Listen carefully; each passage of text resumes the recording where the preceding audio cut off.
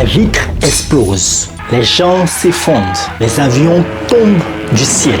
En l'espace d'un instant, tout s'écroule. Pas de guerre, pas de météorite, juste plus d'oxygène. Pendant exactement 5 secondes, l'atmosphère terrestre perd toute trace de ce gaz vital. Pas un souffle, pas une molécule. Le vide, brutal, silencieux. Et là, tout change. Il est exactement 14h32. Le vent souffle, les oiseaux chantent, les gens rient, respirent. Puis, comme si quelqu'un avait appuyé sur un bouton invisible, plus rien. C'est le début d'un cauchemar éclair. Une parenthèse de 5 secondes, mais assez pour bouleverser la planète entière. Alors, que se passerait-il vraiment? Si ce scénario impossible devenait réalité, que ferait la Terre? Que deviendrons-nous?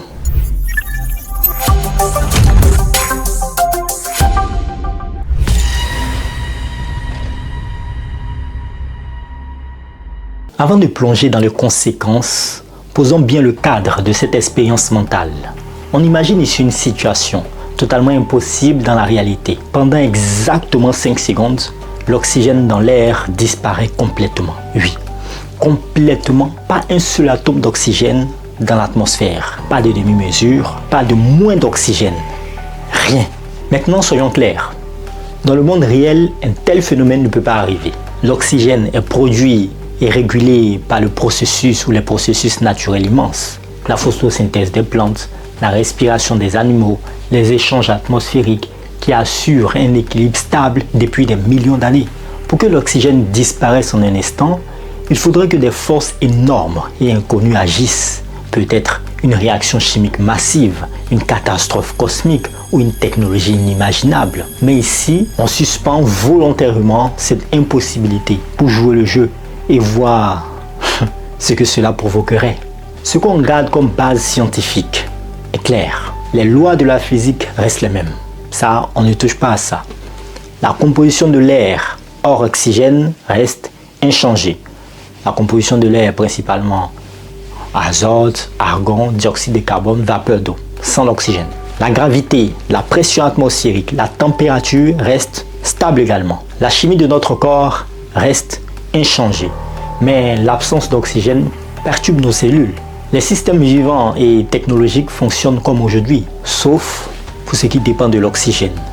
Ce qu'on exclut, pas d'explosion ou d'effet cataclysmique dû à la disparition de l'oxygène, on suppose un arrêt propre, pas de changement brusque de température ou de pression atmosphérique pendant ces 5 secondes, pas d'impact sur le champ magnétique ou d'autres phénomènes physiques externes, pas d'intervention extérieure comme des extraterrestres ou de la magie, juste un what-if pur.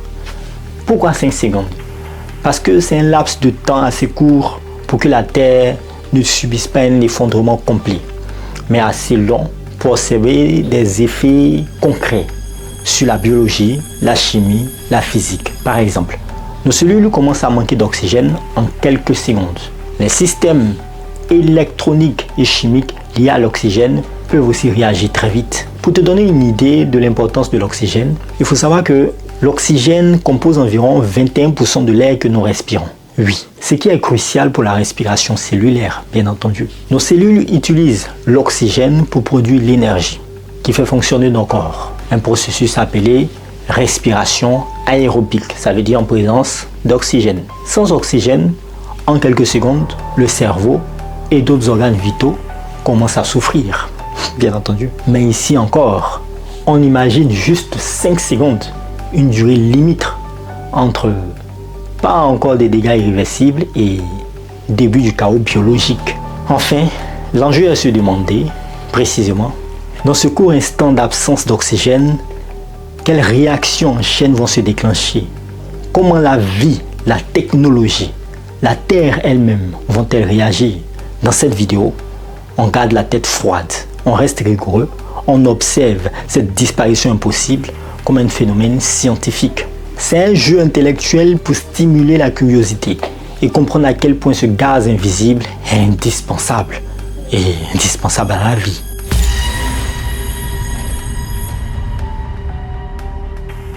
Imaginons maintenant que l'oxygène a disparu dans l'air.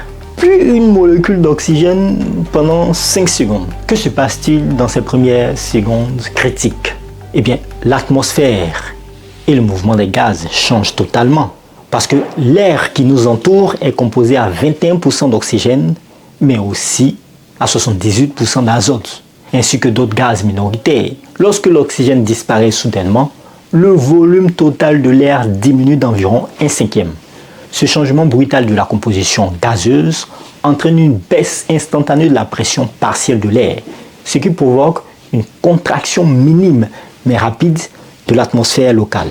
Ça aussi, ça provoque un léger effet de vide momentané qui peut causer des mouvements d'air violents à très petite échelle, des mini-turbulences ou rafales invisibles mais bien réelles, semblables à un souffle très fort mais très bref. Ce changement de pression locale provoque aussi un très léger changement de densité de l'air, ce qui peut influencer la propagation du son. Des bruits deviennent étouffés, d'autres amplifiés, créant un mouvement sonore bizarre pendant ces 5 secondes. Au niveau du sol, la pression atmosphérique agit sur la surface des liquides et des solides, mais une baisse aussi brève ne provoque pas d'effondrement ou de mouvement visible du sol ou des océans. Les océans, en revanche, ressentiraient une variation minime et éphémère de la pression atmosphérique à leur surface, trop courte pour générer des vagues ou des tsunamis, mais techniquement mesurable par des instruments sensibles. L'absence totale d'oxygène est un choc extrême pour le corps humain. Oui. Dès que l'oxygène disparaît, nos cellules, en particulier les neurones du cerveau, ne peuvent plus effectuer la respiration aérobique. La respiration aérobique est le processus par lequel les cellules utilisent l'oxygène pour brûler le glucose et produire l'énergie vitale sous forme d'ATP, adénosine triphosphate. Sans oxygène, ce processus s'arrête et les cellules doivent basculer en mode anaérobie, beaucoup moins efficace et qui pourrait produire des déchets toxiques comme l'acide lactique. Mais ici, nous parlons d'une disparition pendant 5 secondes, ce qui est très court. Pendant ces 5 secondes, la pression d'oxygène dans les poumons chute à 0. Les globules rouges qui transportent l'oxygène dans le sang se retrouvent sans charge à livrer. Les tissus particulièrement sensibles commencent à ressentir un manque brutal d'oxygène. Pour un humain conscient, cela pourrait provoquer une sensation de vertige, d'étourdissement ou une légère difficulté à respirer. Même si 5 secondes c'est trop court pour une hypoxie sévère, mais on n'est jamais trop prudent. Pour les animaux, surtout ceux ayant un métabolisme rapide, ce choc pourrait aussi être ressenti, provoquant confusion et panique. Certaines technologies comme les moteurs à combustion interne, les voitures, les avions, etc., dépendent directement de l'oxygène pour brûler le carburant. Oui, tout à fait. Dans ces 5 secondes, sans oxygène, qu'est-ce qui se passerait à ce niveau? Mais tous les moteurs à combustion s'arrêtent immédiatement. C'est clair. Les systèmes de contrôle électronique qui fonctionnent à l'électricité continuent de tourner normalement. Les processus chimiques liés à l'oxygène dans les usines ou les centrales se figent complètement pendant ces 5 secondes. Les avions en vol perdraient donc la poussée de leur moteur à combustion, mais continuera à planer pendant un moment. Ça ne s'arrête pas là. Il y a des effets physiques aussi liés à la rotation terrestre et à l'énergie. Parce que la disparition de l'oxygène n'a pas d'effet direct sur la rotation de la Terre ou sur les forces d'inertie. La Terre continue de tourner à sa vitesse habituelle, environ 1670 km/h à l'équateur. Aucune catastrophe géophysique immédiate n'est déclenchée par l'absence momentanée d'oxygène. Les conséquences sur les incendies et les réactions chimiques aussi sont claires parce que l'absence totale d'oxygène, bonne nouvelle, provoque l'arrêt instantané de toute combustion. Donc un bâtiment qui est en feu ne sera plus en feu. Les incendies s'éteignent brutalement. Les réactions chimiques nécessitant l'oxygène sont suspendues pendant ces 5 secondes bien entendu.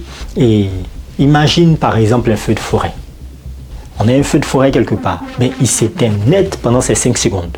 Puis quand l'oxygène revient, le feu reprend là où il s'était arrêté.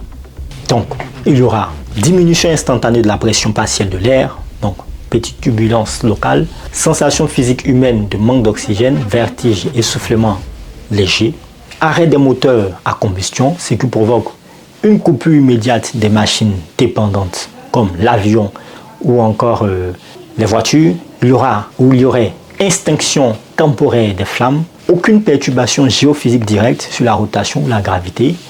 Alors, pourquoi ces effets sont-ils courts et limités? Parce que la durée est très courte. 5 secondes, c'est presque rien pour les phénomènes géologiques ou climatiques, mais c'est énorme pour le corps humain et les technologies. On est dans une zone grise, oui, parce que assez court pour éviter la catastrophe totale, assez long pour que le vivant et la machine ressentent le choc.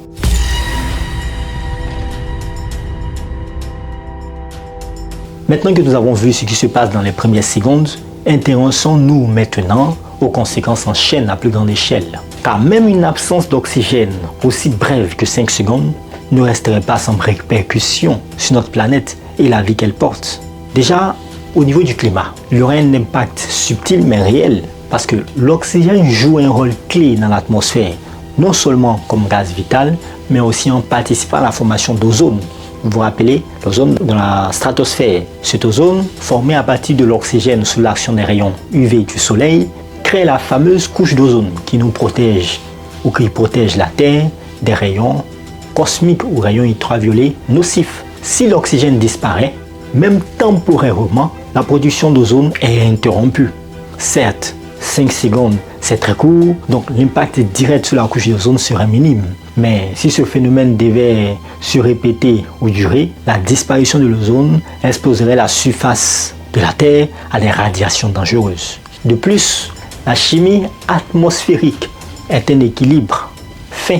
Un arrêt brutal des réactions impliquant l'oxygène crée des perturbations dans la formation des nuages et la composition des gaz à effet de serre, ce qui pourrait modifier temporairement la météo locale. La Terre, quant à elle, elle reste solide, mais attention, la gravité terrestre dépend de la masse totale de la Terre, pas de l'oxygène dans l'air.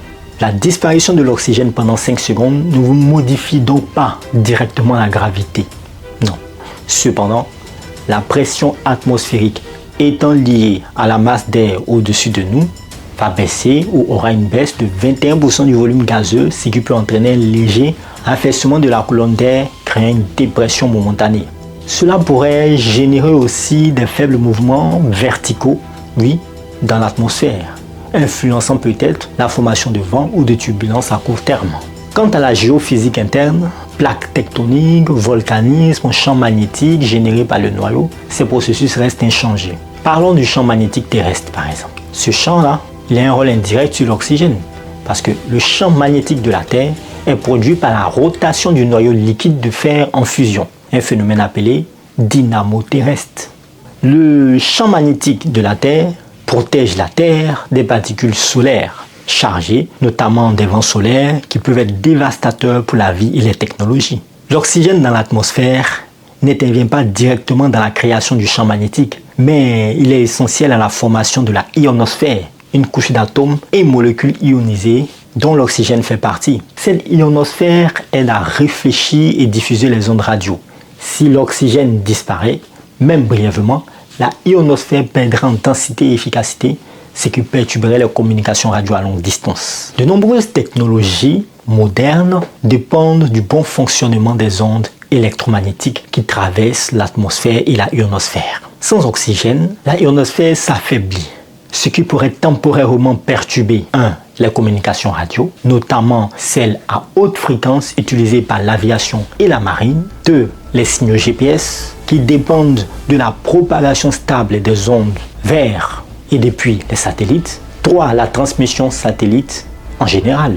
4. Les satellites eux-mêmes ne dépendent pas directement de l'oxygène, mais les liaisons avec la Terre pourraient devenir confuses, perturbant la navigation et la communication à l'échelle globale. Il y a aussi la biosphère, la faune et la flore qui peuvent être influencés par ce manque d'oxygène. Les organismes vivants sont tous liés à l'oxygène, mais certains plus que d'autres.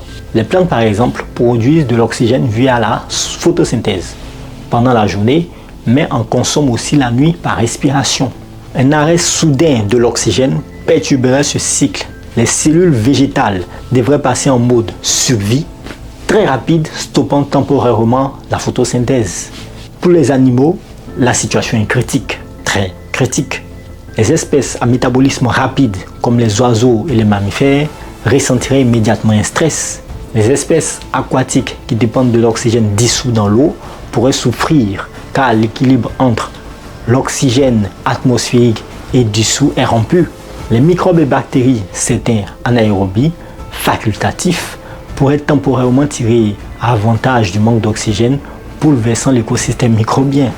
Ces perturbations créeraient une cascade d'effets, modifiant temporairement la dynamique des écosystèmes terrestres et marins.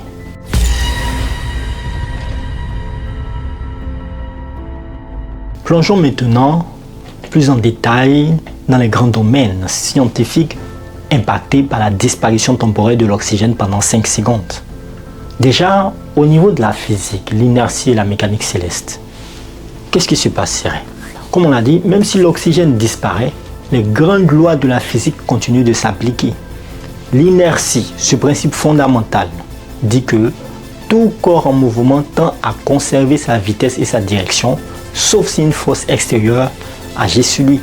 La Terre continue donc sa rotation à environ 1670 km/h à l'équateur et rien dans cette disparition d'oxygène ne change sa mécanique céleste. Cependant, l'oxygène a un rôle indirect dans les phénomènes physiques de l'air.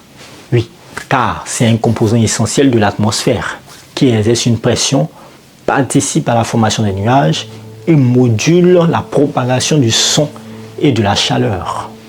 Sans oxygène, la densité de l'air diminue instantanément, ce qui pourrait légèrement modifier la résistance de l'air, affectant par exemple la portance des avions, même si ces 5 secondes restent minimes.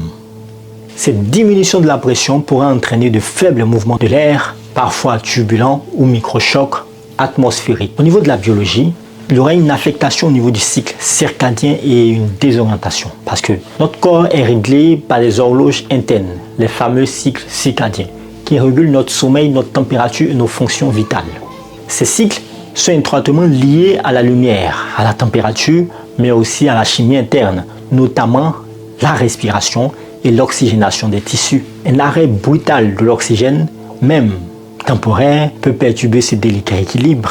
Les cellules du cerveau très sensibles au manque d'oxygène peuvent commencer à envoyer des signaux de stress. Le système nerveux autonome peut déclencher une réponse de panique ou d'alerte, même inconsciemment. Cette alerte peut provoquer une légère désorientation ou un pic d'adrénaline. Dans un contexte global, si plusieurs personnes ou organismes ressentent ce stress simultanément, cela pourrait déclencher une réaction en chaîne sociale, confusion, panique, voire comportement irrationnel. Au niveau de l'astronomie, qu'est-ce que ce manque d'oxygène peut provoquer? Eh bien, l'oxygène n'a pas d'effet direct sur le mouvement du soleil ou sur la durée du jour, mais il influence indirectement notre perception du temps et du cycle jour-nuit. Oui, sans oxygène, les particules de l'atmosphère changent, ce qui pourrait modifier la diffusion de la lumière solaire, affectant la couleur et la luminosité du ciel, même brièvement. Cette modification pourrait troubler la perception du temps chez certains animaux sensibles à la lumière. Par ailleurs, l'absence d'oxygène affecterait la formation d'ozone, ce qui, sur le long terme, modifie la protection contre les ultraviolets. Il y aura aussi certaines technologies en panne. Oui, parce que beaucoup de technologies dépendent du fonctionnement normal de la Terre et de son atmosphère, ainsi que de la présence d'oxygène. Les moteurs à combustion internes cesseront de fonctionner instantanément sans oxygène. Les systèmes de chauffage et de climatisation peuvent être impactés car ils dépendent parfois de la combustion. Les systèmes de communication et satellites sont affectés par la perturbation de la ionosphère, comme on l'a vu précédemment. D'autre part, certains systèmes critiques, comme les horloges atomiques, les gyroscopes de navigation, dépendent de la rotation stable de la Terre. Toute perturbation dans cette rotation aurait des conséquences graves sur les GPS et autres systèmes de navigation. Mais ici, Juste avant la disparition de l'oxygène, la rotation terrestre est stable.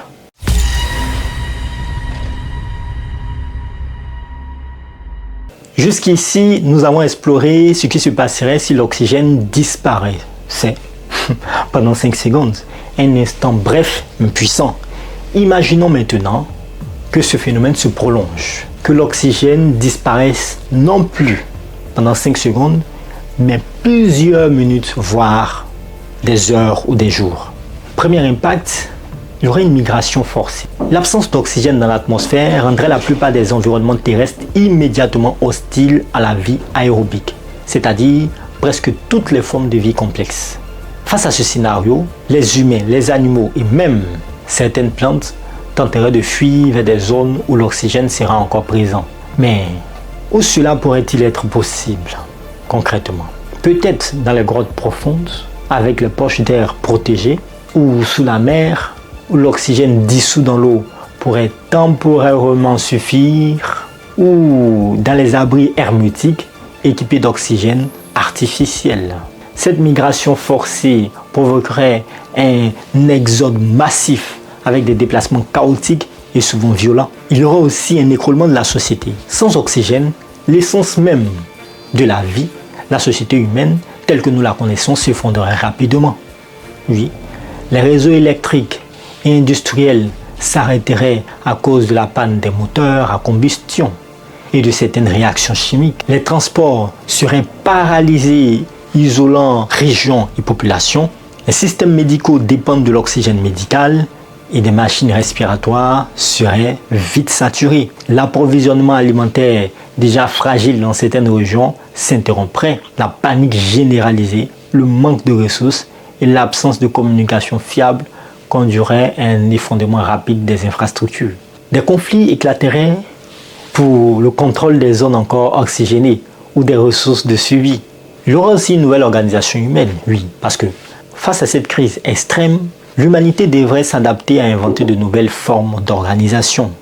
Par exemple, des communautés isolées en autarcie, vivant dans des environnements contrôlés, ou encore le développement accéléré de technologies pour produire et recycler l'oxygène artificiel, ou même l'adoption de comportements de suivi collectif avec un fort sens de solidarité locale. Aussi, sans oublier l'émergence possible de gouvernance alternative pour plus de flexibilité et de résilience.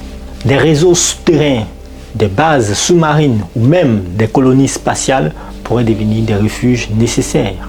Sur un plan plus lointain, si l'absence d'oxygène devenait permanente, la vie elle-même devrait évoluer pour survivre. Certaines espèces pourraient développer des mécanismes pour mieux supporter l'hypoxie, ça veut dire le manque d'oxygène, comme les animaux qui vivent déjà dans des environnements pauvres en oxygène, soit en haute altitude ou encore dans les profondeurs océaniques.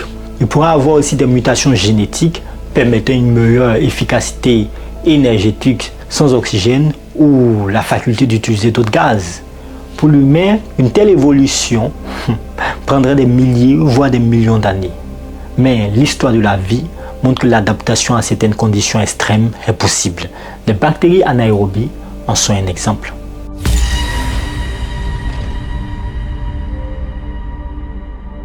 Après avoir exploré toutes ces conséquences, plongeons maintenant dans la vérité scientifique. Car si l'idée que l'oxygène disparaisse pendant 5 secondes est fascinante, elle est aussi extrêmement improbable, voire tout simplement impossible. Ce que disent les scientifiques est simple.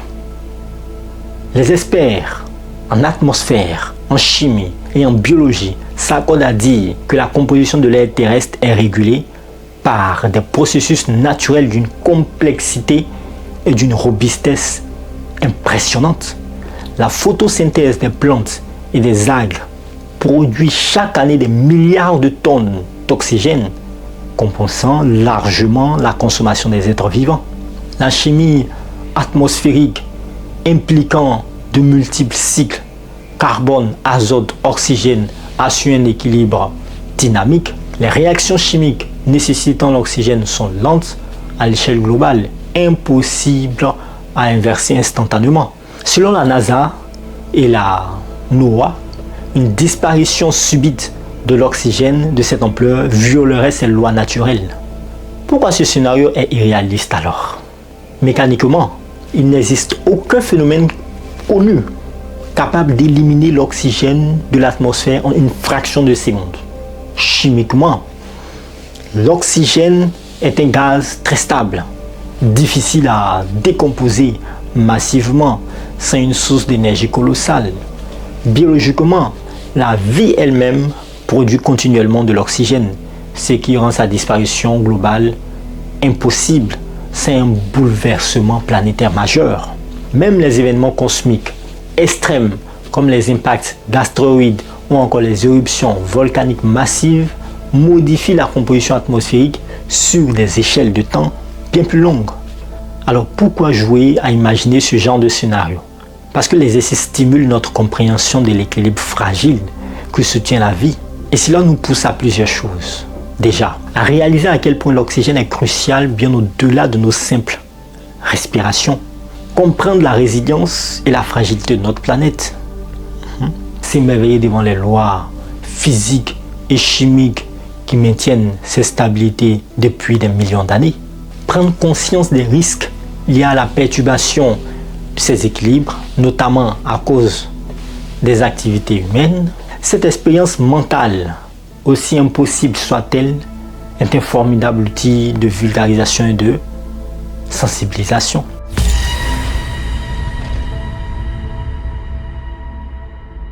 Regarde autour de toi.